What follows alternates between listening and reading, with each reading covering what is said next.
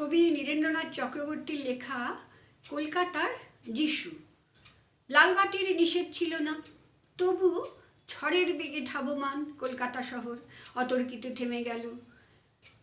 ভয়ঙ্করভাবে টাল সামলে নিয়ে দাঁড়িয়ে রইল ট্যাক্সি ও প্রাইভেট, টেম্পো, বাগ মার্কা ডবল ডেকার। গেল গেল আর্তনাদে রাস্তার দুদিক থেকে যারা ছুটে এসেছিল, ছাঁকামুটে, ফেরিওয়ালা, দোকানি ও খরিদ্দার।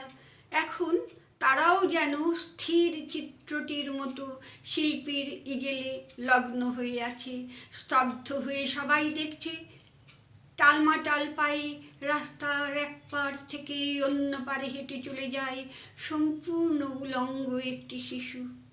খানিক আগেই বৃষ্টি হয়ে গেছে চৌরঙ্গি পাড়ায়, এখন রোদ্দুর ফের অতি দীর্ঘ বল্লমের মতো মেঘের হৃৎপিণ্ড ফুঁড়ে নেমে আসছে। মায়াবী আলোয় ভাসছে কলকাতা শহর। স্টেট বাসের জানালায় মুখ রেখে একবার আকাশ দেখি, একবার তোমাকে। ভিখারি মায়ের শিশু, কলকাতার যিশু, সমস্ত ট্রাফিক তুমি মন্ত্র বলে থামিয়ে দিয়েছ।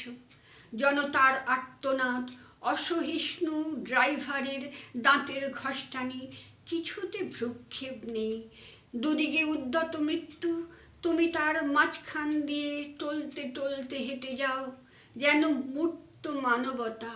সদ্য হাঁটতে শেখার আনন্দে সমগ্র বিশ্বকে তুমি পেতে চাও হাতের মুঠোয়, যেন তাই টালমাটাল পায়ে তুমি পৃথিবীর এক কিনার থেকে অন্য কিনারে চলেছ।